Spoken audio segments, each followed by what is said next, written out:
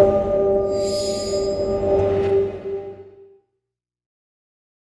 hello, everybody. This is Marilyn Wilson here, president of RE Technology. In the center of two illustrious panelists that we've got with us today, we've got Ishay Grinberg, who is the creator of Rental Beast, a really exciting platform that I think you guys are going to really enjoy learning about today. And he's going to really help us understand the dynamic and aggressive growth that we're seeing in the rental market that I think is going to do nothing but accelerate in the next several years. And then we've got Michael Zuber with us, a very strong rental investor himself, and also the author of One Rental at a Time, and a daily podcaster, daily content creator, which hats off to you. It has a lot of work to do that with great valuable information about rentals. So we're going to be talking today about pivoting for pros, what real estate agents can do with rentals right now. So if you go back to our, a lot of people are talking about pulling out their sort of the game plan from back in 2008. There were a lot of people that really made it through and frankly grew their business because of the rental market, even when residential sales were down. So we want to talk to you today about maybe filling in a little bit of gap if you need that, but more importantly, how can you become a rental professional and generate a whole new business opportunity for yourselves. So maybe go to the next slide. We'll just show you a couple of logistical things and then we'll jump in. So we love it when you ask questions. That makes it much more of something that makes sense just for you, and that's a much more dynamic conversation. So at any time, if there's any questions you have either for Ishay, myself, or for Michael, please put them in the question box, and we'll do our best to answer them either at that time or at the end, depending on what the content of the question is. And if you haven't been in GoToMeeting in a while, I don't know what happened. Remember when GoToMeeting used to be the thing everybody used? Now it's Zoom. I don't know how GoToMeeting got displaced, but in any case, if you go to the control panel, you'll see about halfway down, you'll see a little bar, a blue bar that says questions with a gray triangle right next to it. Click that gray triangle. That will open up the question box, and then you'll be able to see that. I would also, if you can, open up the chat box, because we're going to be sharing some really valuable links and things in there for you as well. So with that, maybe we'll turn it back over to you, Ishay, and let's get rolling. All right, great. Yeah, I'll just thank you, Marilyn, and thank you everybody that's joining. I hope everybody's safe and healthy. Thank you for making me put a dress shirt on in a while, first time in a while. I appreciate that. Quick introduction of myself. Maybe Michael will introduce himself, and then we'll dive right in. So I've spent the last 20 years, started my real estate career as a real estate agent and then a managing broker. Started in New York City in the early 2000s, and spent my first 3 months as a licensed real estate agent working as hard as I know how until I got my first commission check, and that check was for $182.50. So that experience got burnt into my memory, and it was pretty traumatic. And I eventually figured out how to sell, and I managed a team of upwards of 75 sales and rental agents, first in New York and then in Massachusetts. But what became clear to me throughout this is that there is kind of 50% of the population that's looking to purchase properties, and that transaction is pretty well organized, especially because of MLSs and their role in the business. You can kind of find out exactly what's available to purchase, and the agents and the customers know the steps they need to take.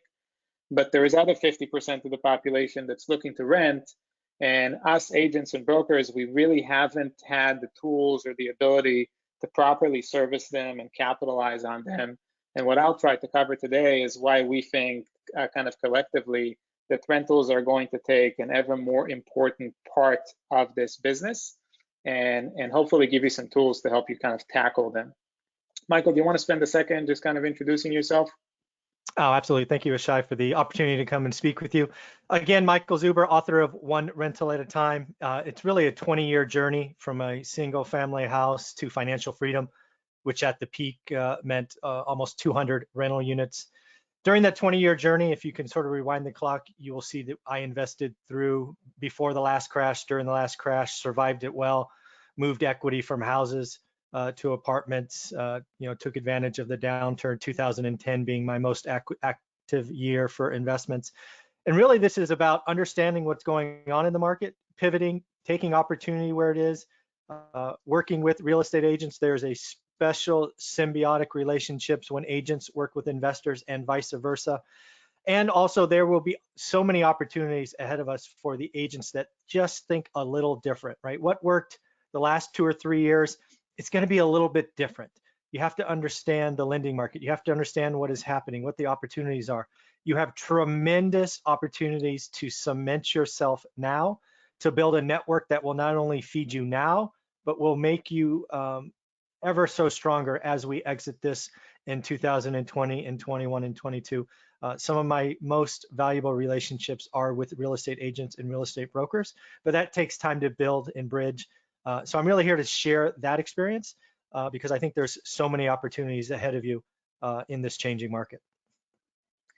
Thanks, Michael. Yeah, we're looking forward to the discussion. And I first saw Michael talk to Tom Ferry, who is a partner of mine and somebody that I really respect. And then an opportunity, I reached out and an opportunity to speak with Michael. And I think there's a ton to learn. And as Michael says, a ton of opportunity in this marketplace. And if we prepare ourselves properly, we can come out the other end of this COVID event in a much stronger position. Before I go into it, and kind of the next part of this presentation is just me trying to give people a sense of the overall rental market and hopefully share some statistics that will surprise you or you'll find valuable. We wanted to put a poll question out there just to get a sense of, from the people on the call, how active in rentals are you really? Oz, we call him, because he's the Wizard of Oz behind the curtain. If you can put the poll question up, that'd be great. And we'll give you a second to just respond to it.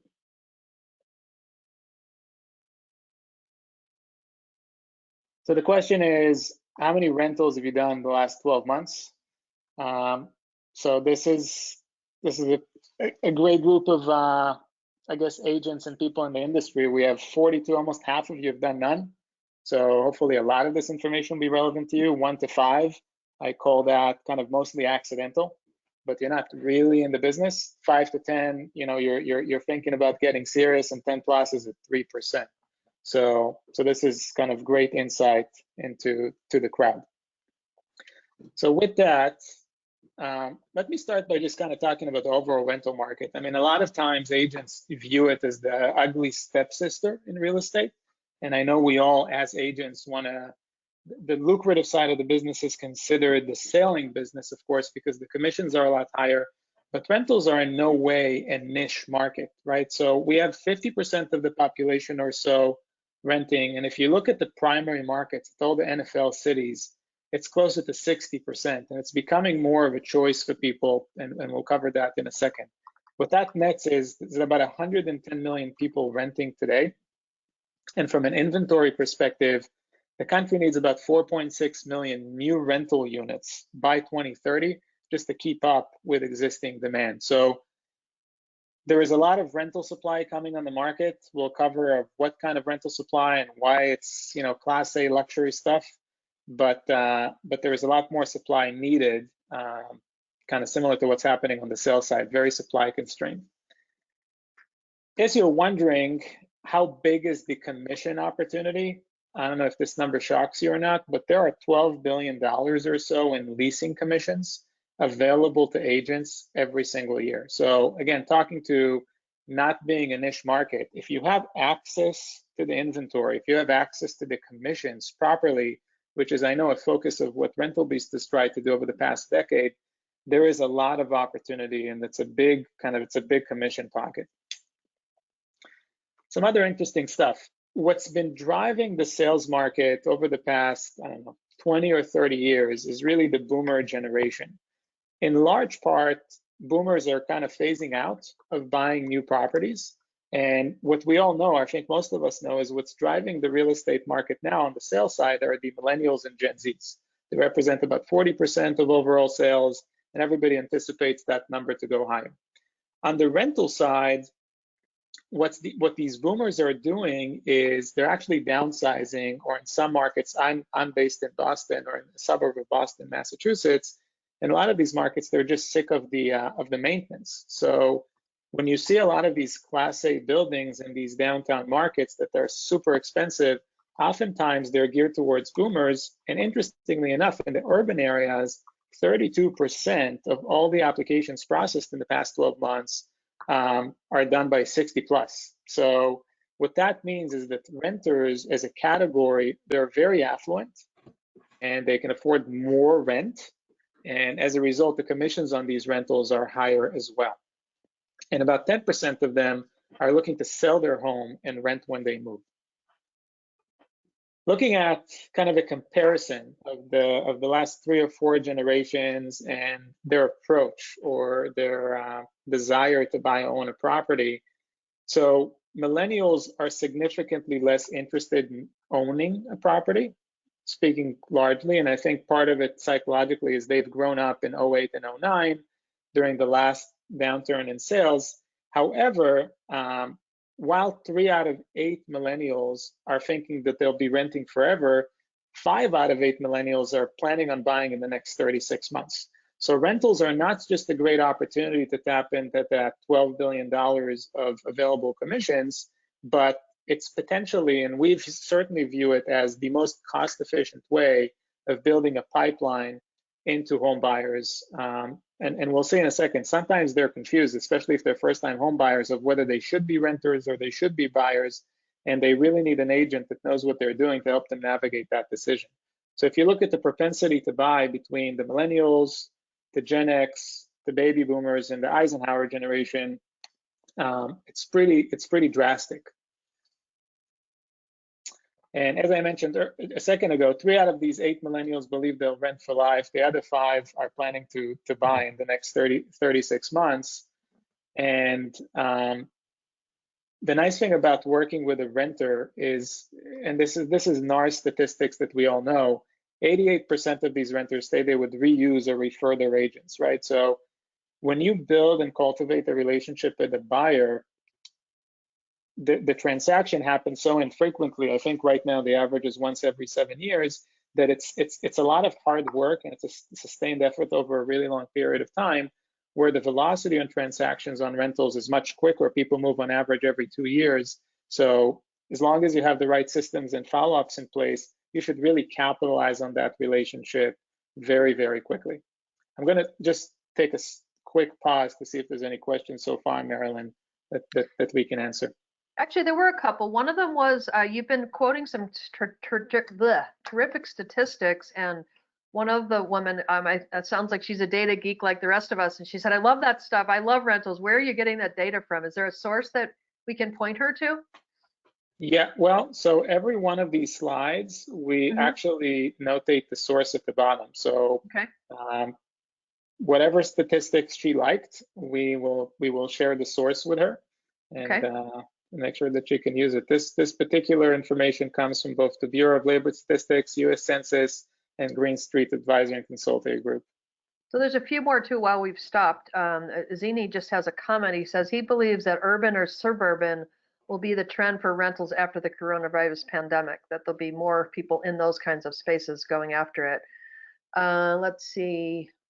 Yeah, I was just talking to, it's a really good point. I mean, we'll see how it unfolds, but if you've been stuck in an apartment building in some major urban area and you don't have a home office and your new reality is that you're gonna have to spend some time at home and you still want to rent, you're probably pushing to the suburbs, right? You want a bigger space, and it's a great conversation to talk about potentially buying, but if you're a renter, I think it will push some people out of the downtown areas, less congested areas. Well, you need more space, especially if you and your husband or wife and children are home. Like, we divided our house into thirds during the day. It's like I get the left, you get the medium, and you get the right. If you're in one apartment, I was talking to a friend of mine that had one bedroom, one living room, and they were on conference calls and doing these kinds of things in the same room.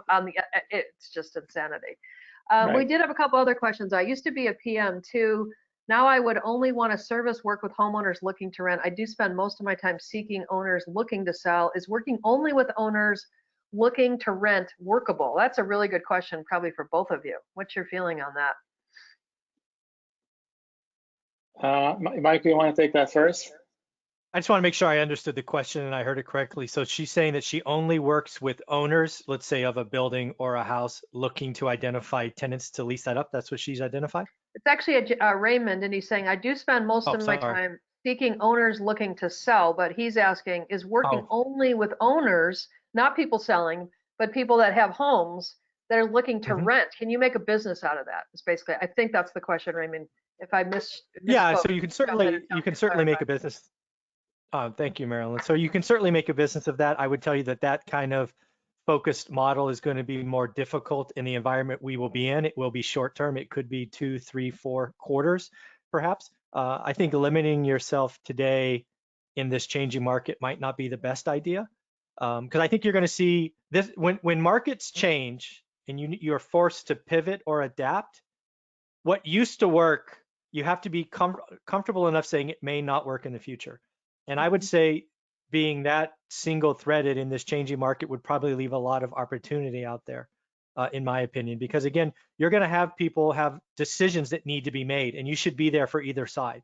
Like, for example, if you are a landlord in your 60s, and you owned your house or your building free and clear, and these extra maintenance costs are potentially coming, and more rental legislation and all these other things. Do you just want to potentially sell the building, do some owner financing to maintain income, and do something else? So I would probably try to broaden my experience in an environment like this, because I wouldn't presuppose to know what everybody wants to do. This will force decisions, and I would never pretend to know what everybody wants to do. There will be lots of new decisions that this event will force on owners and renters, and I'd be ready for all of that.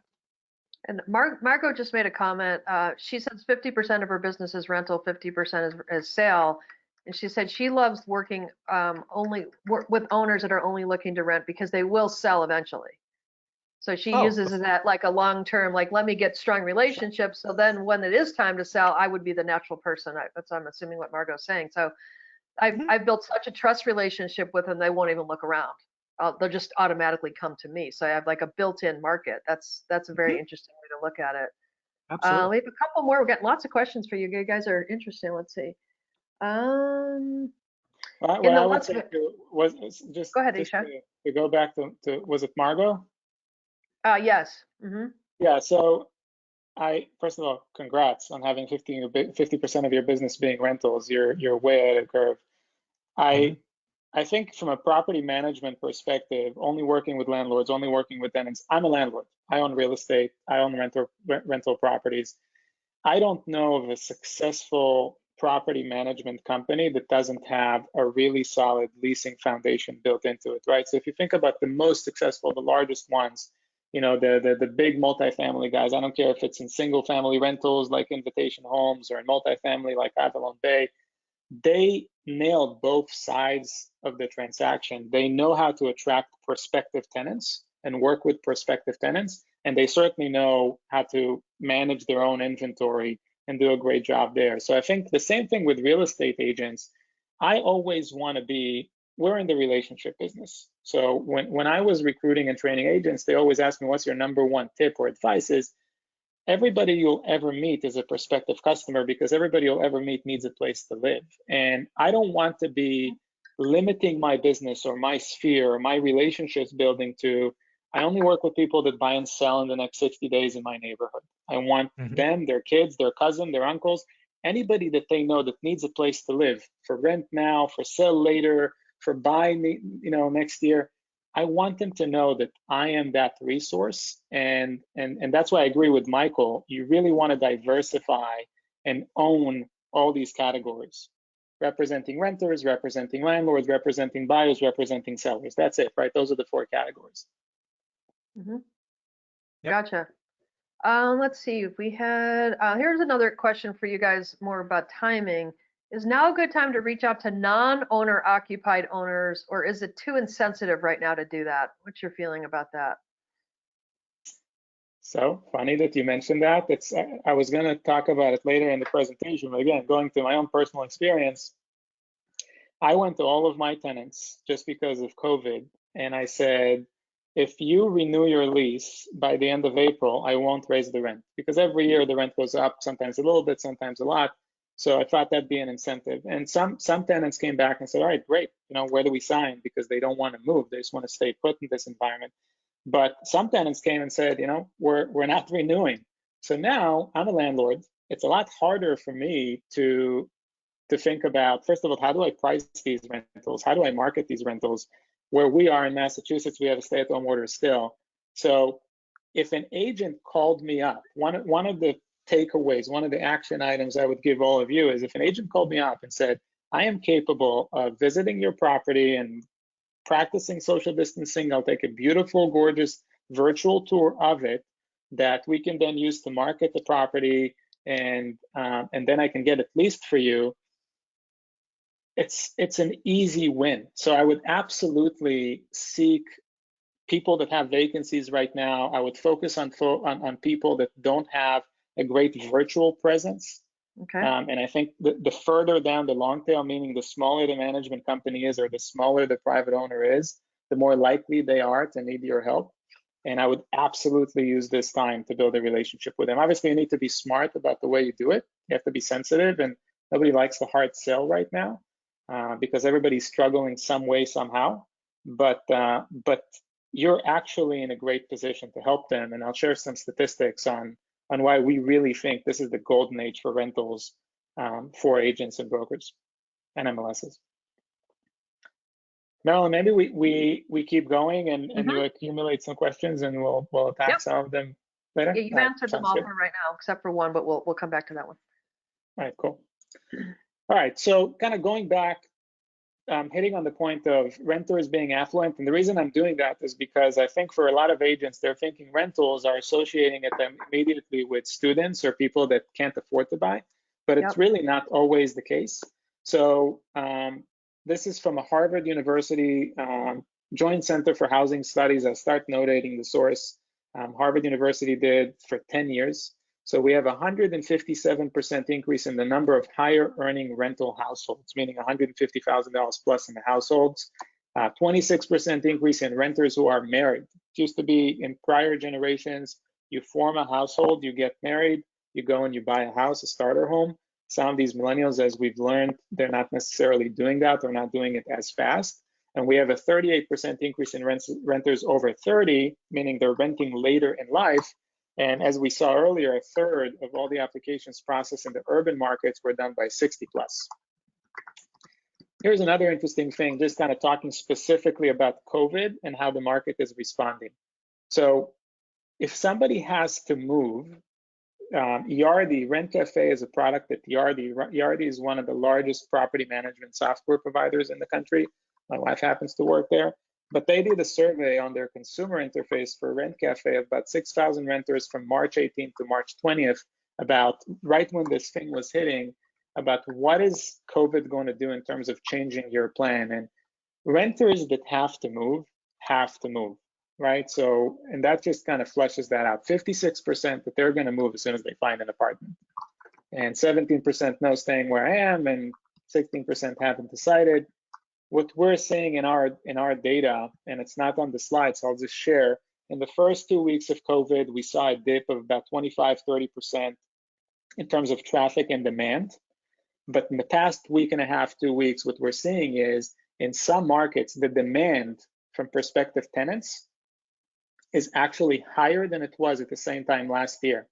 So there is a tremendous amount of interest to move, and it's coming from different reasons, to new rental properties. On the landlord side, the amount of concessions and the amount of agent-paid commissions is skyrocketed in the past 30 days. Landlords like me are freaking out, and we're seeing, 1 to 2 free months rent offered to the tenants. We have week over week in some markets increases of 1,400% increases in concessions. We have landlords and property managers that have never offered commissions to agents and brokers, now offering them significant commissions. And one of the things we do, and I'm not here to talk about my own company, but we have our own database of 8 million off MLS properties coming to us directly from owners and managers. And we then license it out to agents and brokers, and we collect data from each property on how much commission are you paying agents. So it's incredible to see how many commission gets paid. And one other thing before we start talking about building relationships with investors is rentals are very organically lending themselves to a virtual transaction. What do I mean by that? Everything from lead sourcing to the ability to search for properties conducting virtual showings. Like I'm in the property process now of putting together virtual showings on my vacancies. We've been in Rental Beast, we've been onboarding hundreds of virtual showings for inventory in our system. And without comparing it to sales, it's very easy for a prospective tenant that has to make a decision to make that decision online, right? They can process the application online, they can sign a lease online, they can even then pay their rent online. So everything from A to Z, from the lead generation to closing the transaction, collecting the commission, and having the client move in is organically done virtually. It was done to an extent before COVID, and there has been, just like in sales, some technological leapfrogs to really facilitate a lot of that at scale. Next, we're going to go talk about how to build relationships with investors. So we talked about servicing prospective tenants that then turn into buyers, but one of some of the questions came in. It's as lucrative or even more lucrative to build relationships with investors that then and are actively now home sellers because of where the market is. Before we do that, again, we wanted to get a read on the crowd. So if Oz, you can put the next poll question up, just to kind of get the level of proficiency. And I suspect I know what we're going to get on this question, but we just wanted to kind of test you and see, when it comes to investment properties, put a question up there. Do you know how to calculate a cap rate? Last webinar I was on, everybody was full of it. We got like a 99%. Yes, we do. Our technology readers are honest. They know what they know and they know what they don't, and that's why they're here to learn from you guys. Then 80% of the questions was, how do you calculate a cap rate? As if it's like my old family recipe, and, it's like baking a cake. just to make sure I'm calculating it right. Now let's close that poll and show the numbers. It's kind of fun to see, so you guys can see what we can see. There we go. All right. Well, thank you for your honesty. So the reason we asked the question is, again, we want everybody here to leave with some action items. So if you're going to have a serious conversation, if you're going to start servicing an investor population, one of the to-do things on your list should be actually learning some of the basically speaking their language. So if I'm looking, and Michael will talk about it, if I'm looking to buy something, like cap rates is one of the most basic things I need to know on whether it's a valuable investment property for me or not. So I'll kind of introduce it and let Michael talk about it from an investor's perspective.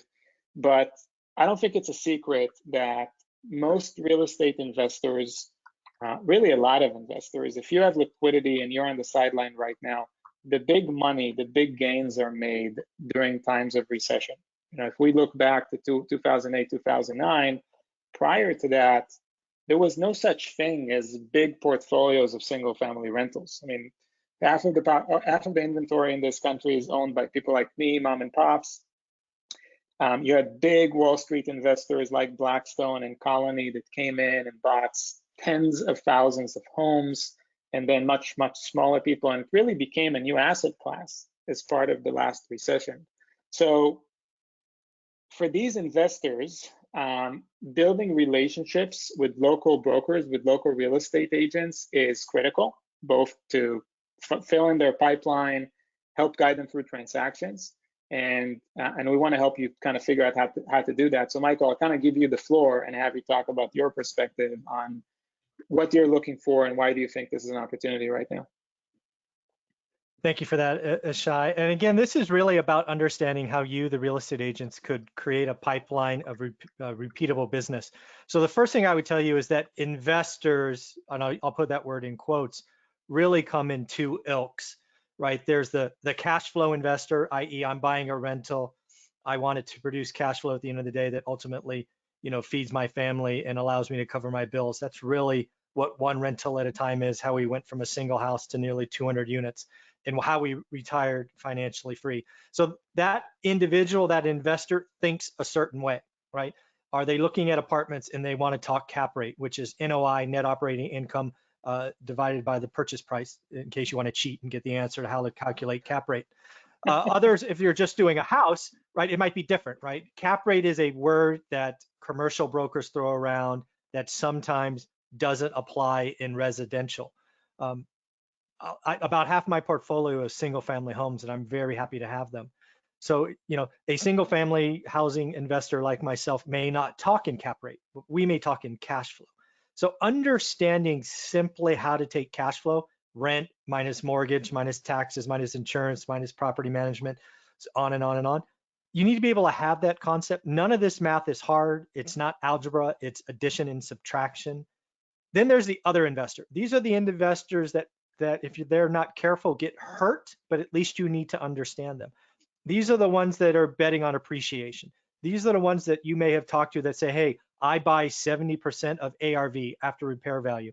I do ARV minus repairs, minus carrying costs, minus closing costs or transaction costs. So realize that investors come in two ilks. Are they short-term flippers, right? They're trying to buy something distressed, fix it up, sell it, make a profit.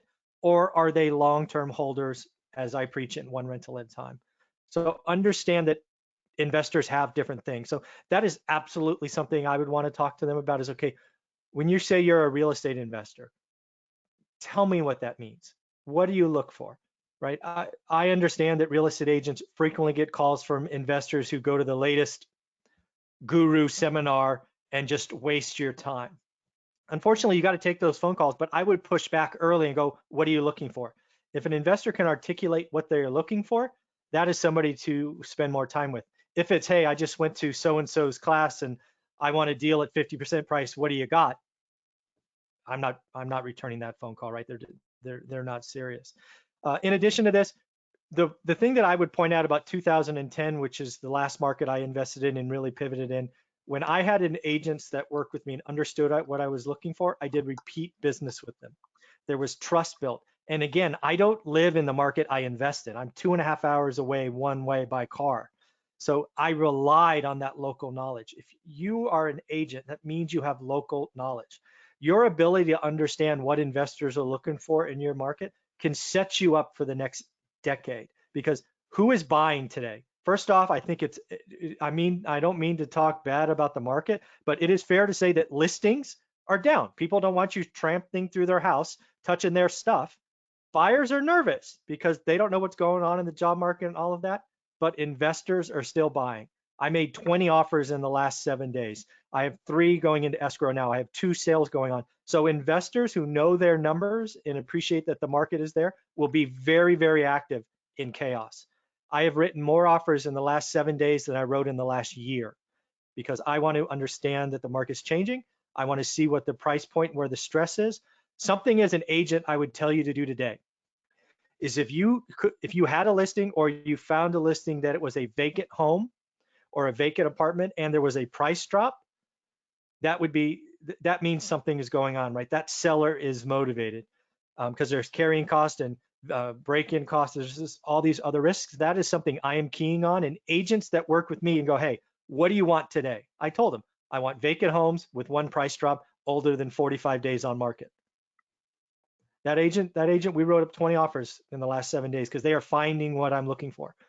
So again, when you take the time to understand and filter out the noise, I understand investor is a word that people throw around, but if you have that first filter, tell me what you're looking for, and you get that feel good, you're going to get a lot of business, because I promise you investors will be aggressive. There's a lot of money sitting on the sidelines. A lot of people have been waiting for this next event, and it is here. I think there's a lot of money to be made, a lot of relationships to be made in this environment. Yeah, thank you, Michael. And that's really the point we want to drive home. I want to try and simplify it, just because going back to the original poll numbers, we have almost half the crowd doing 0 rentals and almost 60% that did less than 5 transactions total. So just to kind of help you get started in the business, ultimately, if we kind of try and bring it down to what we're trying to accomplish here, all it is Michael built a relationship with a real estate agent that fully understood what he was looking for and that delivered value once, and then that turned into 2 and 3, and now he has 20 offers going with that one individual real estate agent. So, and it's only up to you how far you want to take it. So the first thing I want to kind of highlight is that not always, but most investors equals landlord, right? So you're basically, there are places where you can find people that hang a sign that says I'm an investor in real estate. But one really easy way to narrow it down to a most likely group is landlords, right? They're already owning investment properties. And if they own multiple investment properties and they bought more than one transaction in the past 10 years or in the past 2 years, they're probably active. So those are the people that you want to find. This is just speaking from my own experience, from what I'm reading right now. One really easy foot in the door, somebody asked earlier about reaching out, is really going out there with an offer to virtualize any existing vacancy that they have. Again, at the end, this is about building relationships. And I can tell you right now, other than finding me a great investment, there is very few calls that I like more than I have a vacancy and an agent calls me up and says, I found a great tenant for you. I have a qualified tenant for your asking rent. So bringing a qualified renter to a new investor or to a landlord with a vacancy is a great way to kick off a relationship. And as Michael said, I mean, timing is ideal right now. So this is the time to do that.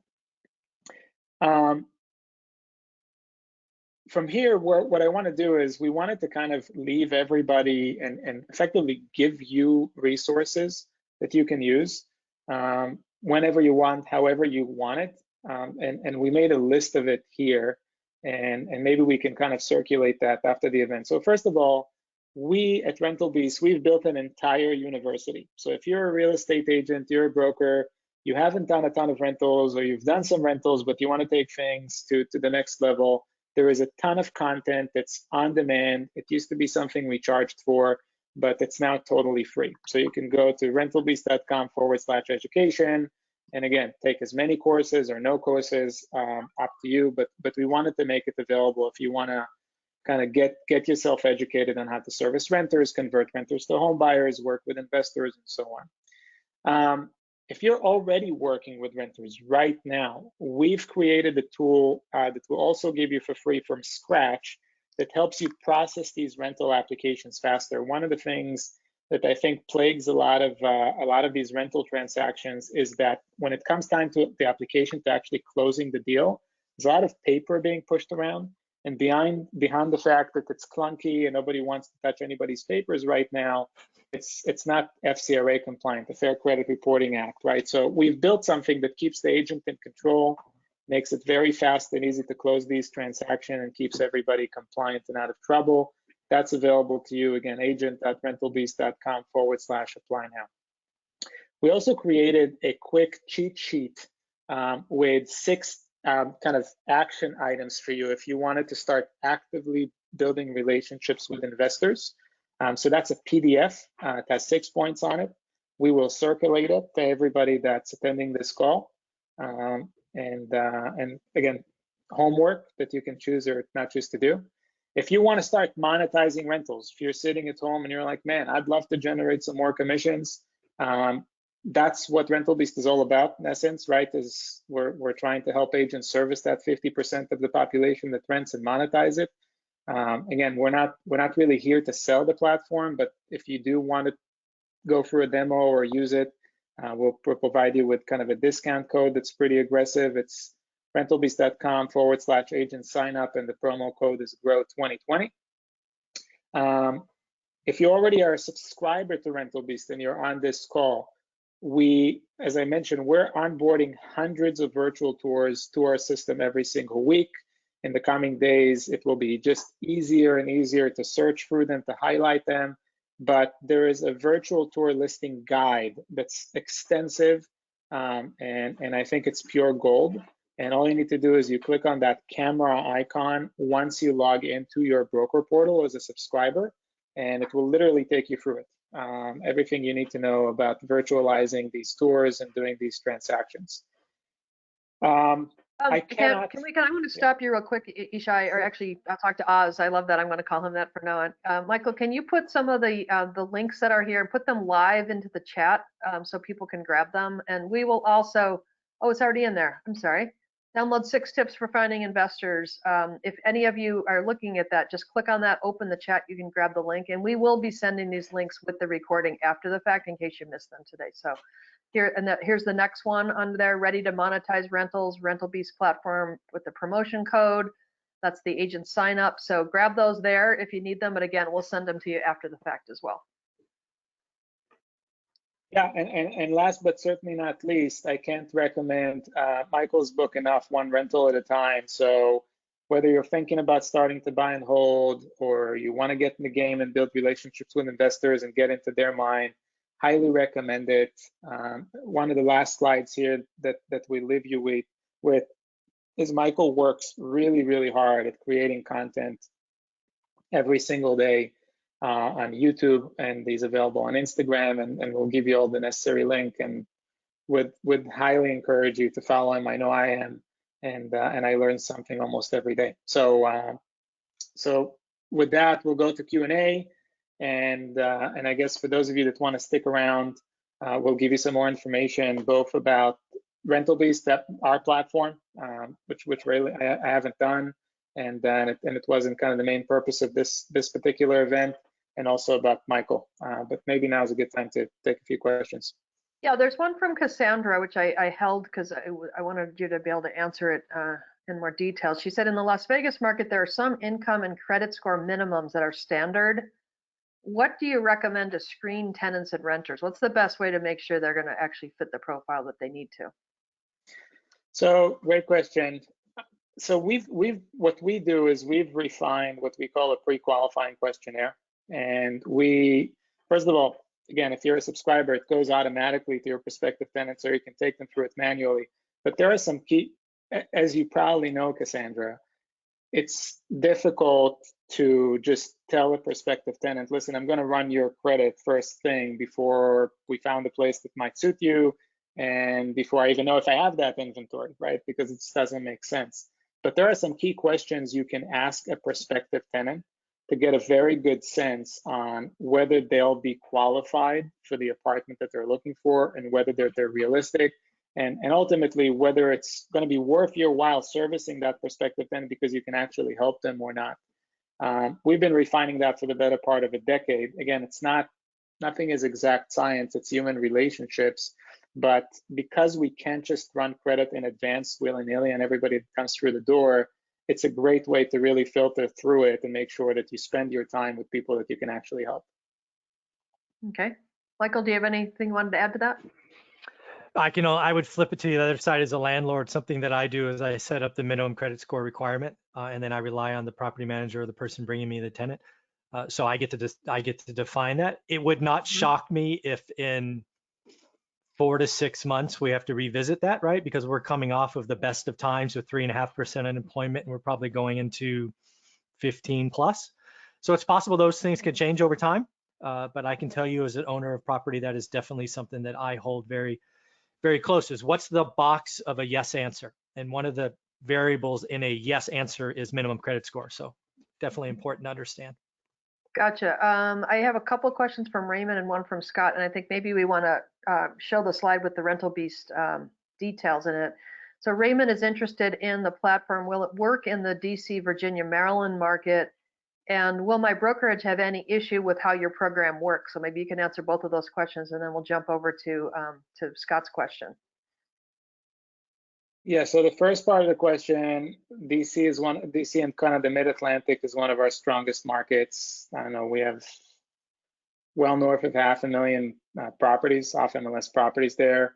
We have some really big partners like Long & Foster. I don't know which partner Raymond works with, which broker, or if he runs a brokerage. I don't know anything about Raymond.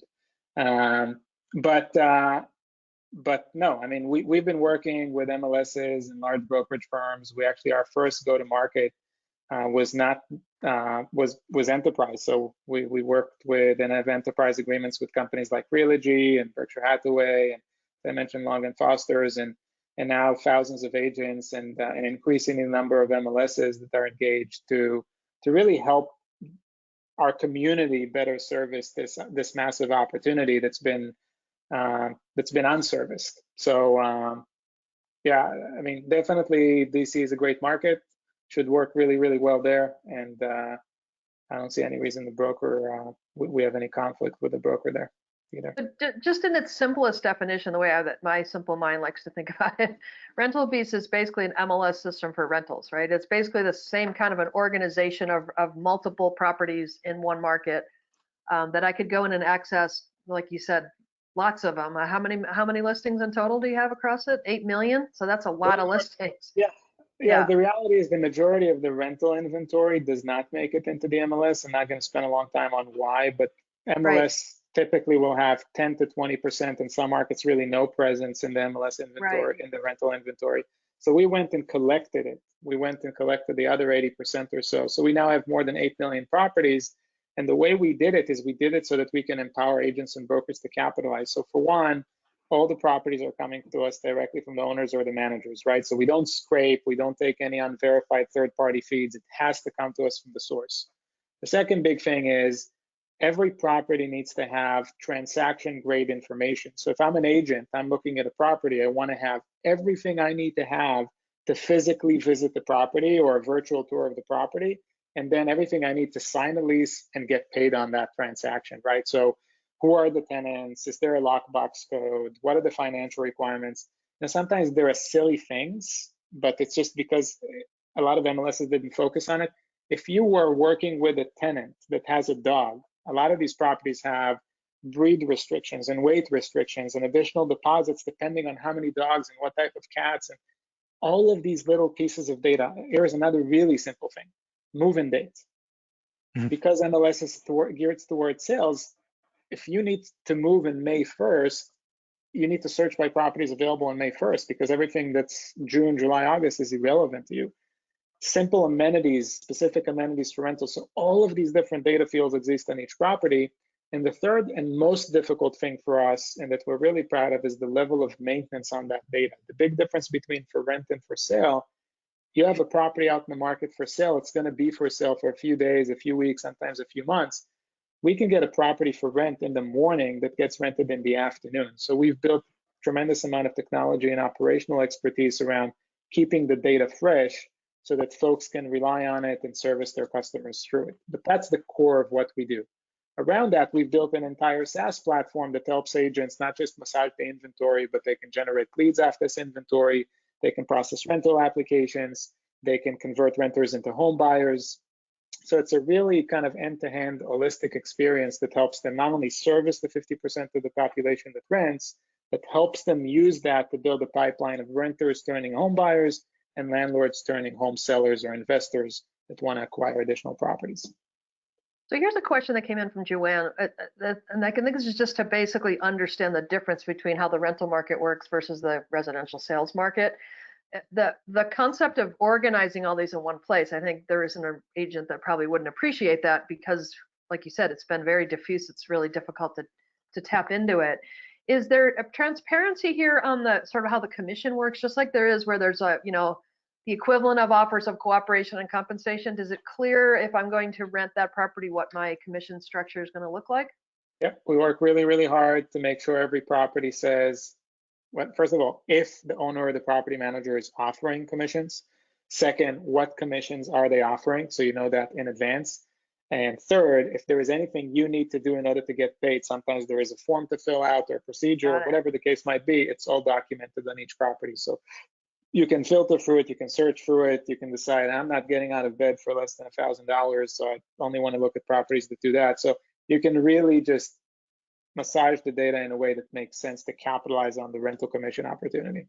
So it makes it easier for agents to understand that's sometimes it's a bit of a black hole. I think they get worried about it. Scott Harding has a really interesting question, one that actually, frankly, I have too.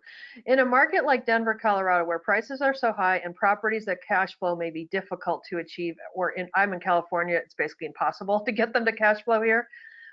What do you suggest to find cash flow properties? So if an investor comes to you, a Michael comes to you and says, I've got $1 million I want to invest, find me homes where I'm going to make some money on them and not just count on appreciation. How do you do that? Can the system help with that kind of a search? That's a really interesting question. Yeah, it isn't. Well, we can't make up stuff that doesn't exist. That we haven't figured out yet. But I will say that especially in financial downturns, opportunities have a tendency to present themselves. And one of the things we've built internally is our own AVM, automated valuation model. And what we can help agents look at that will kind of help get to the answer is what properties are under rented and what properties have vacancies that stay on the market longer. Because there's a combination of things that make an investment opportunity a good investment opportunity. It's either under rented for some reason, right? Or the owner is in some sort of a distress for something that has nothing to do with the value of the property, or it's undermanaged. Even on a single family rental, what if it's part of an estate, right? So somebody lives in a different state, this house was gifted to them, they have nothing to do with real estate, they don't know what to do with it, they just want to unload it. In the meantime, it could really cash flow in a major way relative to the sales price. So there's always opportunities. What our database can do is, obviously, it has what we believe is the largest collection of landlords and property managers in any respective market where we're active. So it certainly narrows it down to people that are already in the business and have these investment properties on hand. And then you can put all kinds of tools and layer it on top of it to try and kind of get to these gems or these diamonds in the rough. But in markets, in key markets like Denver, it's harder to find. I mean, Boston, I was just talking to one of our own investors earlier today. It's been years since they were able to look at and they buy multifamily, not single family, but it's been years since they were able to find anything that gets them excited. Everything is a 3 or 4 cap. And now they're like, we have cash, and maybe somebody, maybe there's some opportunities. So please let us know if you hear anything, if you see anything, if anything kind of floats up that makes sense, because they're ready to jump. So. Okay. Peter has a question. How do we know if they, I assume you mean Rental Beast, has good coverage in our area? Is there a way, like, can I draw a map and say how many rentals are in this particular area that I focus on, or is there a way to just type in a city and it shows you the number are available? How do you know what kind of penetration you have in a market? Yeah, what I would do is, if I go back to this slide, I would go to this link, agent sign up, and just request a demo. And what they'll do is that will go straight to our team. It asks you a couple of qualifying questions like the areas or the zip code that you're in. And very quickly, we'll figure out whether we can help you or not, and can give you information about our coverage there. And if we don't have coverage there, obviously they'll respond with that. But there's certain things we can provide all of you, no matter where you are, for free. And if you wanted to kind of actually capitalize on the software and we don't have coverage, then we'll let you know quickly. But that's the best way to find out, I think. Okay, Zini has a question. Who pays the fee, the tenant or the owner? I assume you mean of the Rental Beast fee. No, I think she's talking about the commissions. Oh, the commission. Yeah, I'm sorry. You're right. The commission fee. Who pays that? So it depends on the market. In most markets, it's the landlords. In some markets, it's like Boston. Before COVID, I would say 90+% of the time, the tenant paid the fee. And the same thing in New York. Predominantly tenant paid feed markets. Some markets, it's a mixed bag. In some areas of DC, for example, there was a question earlier, we do see in areas where either the tenant will pay or they'll split half and half with the landlords, but predominantly for most of the country, it's the landlord that pays the fee. As I mentioned earlier, we're seeing landlords paying, a lot more landlords paying fees, and a lot of these landlords paying higher fees. I just saw a building in Dallas the other day paying 125, 150% commission, meaning you get 125% of the first month's rent as a fee for renting a property sight unseen, which is pretty crazy. Nice. Here's another one from Heloisa or Heloisa. I'm sorry. These names I always I feel so bad. I'm probably slaughtering them. Anyway, do you charge landlords a renewal commission? So if you bring someone, no. So once they're in, they pay it once and then you can keep going. We don't charge landlords ever anything. That's part of our DNA. Is our goal is to try and get access to 100% of all the available properties. So one of the decisions we've made earlier is, in order to do that, we can't charge landlords. That's a massive barrier, right? So and we just became more attractive when Zillow and Craigslist started to charge per listing per week. So one of the secret sauces of how we gain access to so many landlords and so many property managers is our service to them is 100% free. We don't charge them anything ever. So I got to share this with you guys. This will make your day. Tracy says She has been on several webinars with real estate gurus for several hours, and the last hour she's learned more than she's learned on all of those webinars combined. So good job. You've definitely been very valuable, at least to her. So thank you for that. Yeah. So go ahead, Michael. Tell us about all the education that you've got available too. Yeah, so one of the things that I had to do when I left the workforce about 2.5 years ago is I had to find a way to fill my day, right? I had my financial needs met from buy and hold real estate. And I was actually a day away from accepting a job just to go back because I was bored. But instead of doing that, I've decided to focus on helping people. And again, that's by producing original, again, everything's free, right? Original daily content on my YouTube channel called One Rental at a Time. Every video over 5 minutes gets converted to a podcast by the same name. I have my book available on Amazon, Kindle, and now Audible. Again, One Rental at a Time. So again, I did, put my email there if somebody had questions about rental properties. Again, I'm a landlord. I'm an investor on this call. I've been doing it 20 years. I have survived the last downturn. I've thrived. There are so many things that you can do in an environment that is changing. It will hurt lots of people, yes, but there will be more money made, more careers made in this downturn, which we'll call 2 years. And if you're one of the ones that will hustle and realize that what worked yesterday may not work tomorrow, you have excellent opportunity to crush it. So if you ever want to see what I'm up to, One Rental at a Time on YouTube, I put out 2 or 3 videos each and every day. Oh my God, a day? You're crazy, Michael. You don't sleep, do you? Okay, Luis has I'm up early. Another question. Can we list our rentals on the platform? My guess is probably yes. Of course. So I would probably, can you put those links back up on the screen, Ishay, so they would know where to go be able to do that? Oops. Oops. Yeah. Let's see.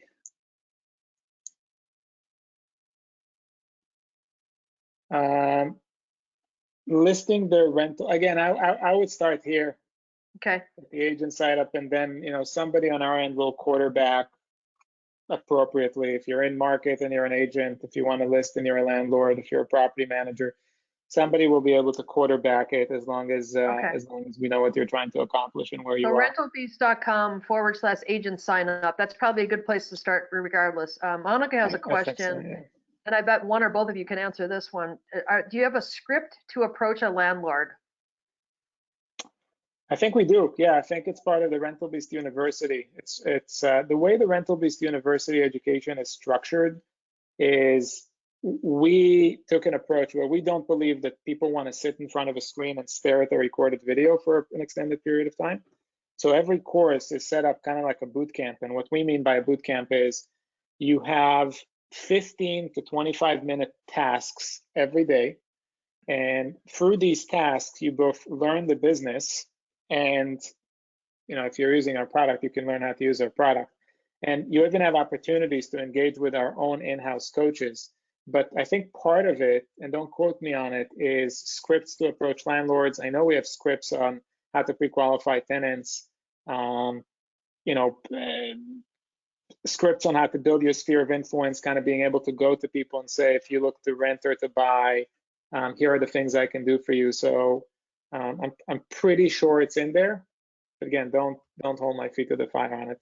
If we don't, it's certainly easy to do, right? So it's certainly something we can help you with and can assign a coach that has a lot of experience with that, can take you through it. Great. Zini asked, is there any concern with the contamination of COVID-19 of the apartments?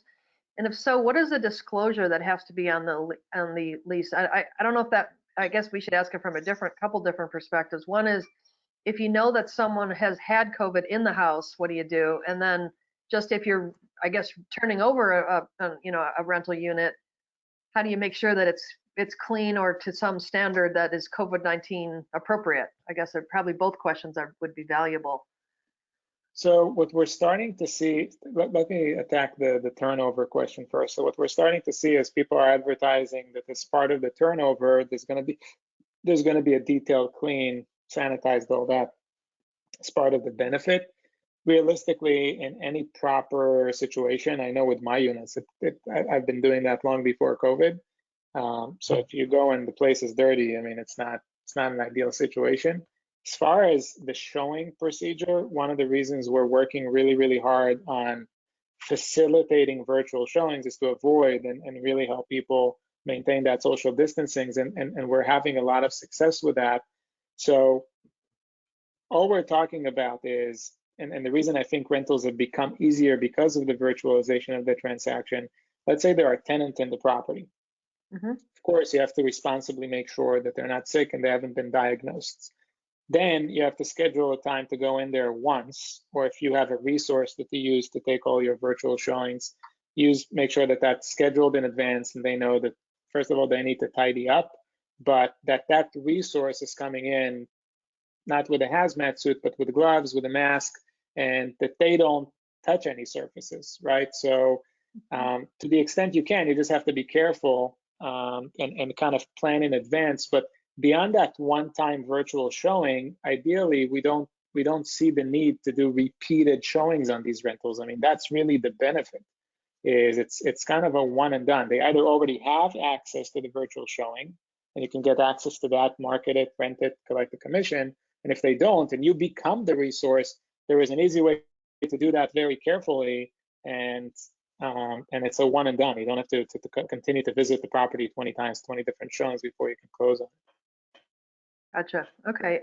Leah asked, what if we are an agent landlord? Can we list our own properties on the site? I think that we probably go back to rentalbeast.com/agent sign up, and then you'll help them take care of that. Yep, or rentalbeast.com. Yeah, that's free. No okay, problem. And then Tracy's asking, are the scripts, assuming they are available, I know you gave us a caveat on that, are they only available if you have a paid account, or can you go to the education section free? The education we're giving away for free. So okay. rentalbeast.com/education. Highly encourage all of you to go take one or two or all of these courses. Okay. Great time to sharpen the axe. And Janice is asking, Michael, do you have an opinion on condos as investments for investors who prefer them as opposed to single families because of price? Is that a good part of the market can you make some money doing that? Well, I certainly own a condo. You obviously have to buy them right. Just so you realize what most investors will think. Yeah, the price may appear cheaper, but again, right, if you're a cash flow investor, condos typically come with association fees, and those typically are a big bite of potential cash flow. Something else, just so everyone knows, that happened in the last downturn, I don't know if it'll happen this time, is some people stopped paying their condo fees, and thus there were one-time assessments years down the line. So one of the things that if you are a condo investor, you need to budget for is the potential risk. And again, this is only during a downturn. It really doesn't matter in an upturn, is one-time assessment fees, right? Who's not paying the condo association, and do I have to pick that up later? It's not something you'll see for years, but it's something to know. So in general, condos aren't the best cash flow because of those association fees, but every market is different, right? I've always declared that I'm a California investor and know that market well, which leaves 49 other states I can have an opinion about, but no direct history with. So there may be markets on the East Coast that are very condo and they're great to do, but I just don't have I'm just not familiar with them. I'm sorry. Gotcha. Okay, great. Well, I think we've answered, and if there's anybody that has any other questions, throw them in there. I think we've answered them. When we are over time, you guys were awesome. Everybody was having a great time learning from you. And so many good resources to continue to learn more about how to become a rental professional from both Rental Beast and from Michael. So I appreciate all of you offering up that. That's what we try to do here at RE Technology, is connect the smart people with the smart people and bring the technology education in between, and then you guys go and make money and have fun together. So thank you so much, Ishay. Thank you so much, Michael. Wonderful session, and thank you to all of you that attended today. If any of you would like for us to register you automatically for additional types of webinars like these, just put your email in the question box, and we'll get you hooked up for these for many, many more. This recording will be available, and for Bill, there was an MLS executive on here. He's looking for the slides, which I'm sure we'd be happy to send to you. But we'll be getting that, and then we'll put all the links of all these great resources for you in the note that we send to all of you as well, so you can take full advantage of them. So with that, I think we'll sign off. Thank you so much again. Thanks to everyone that attended. And if there's anything else that you'd like to learn about the rental market, I'm sure Ishay or Michael will be happy to answer them for you. So please feel free to reach out to them. Thank you so much, everybody. Have a great afternoon. Thank you. Stay safe. Yeah.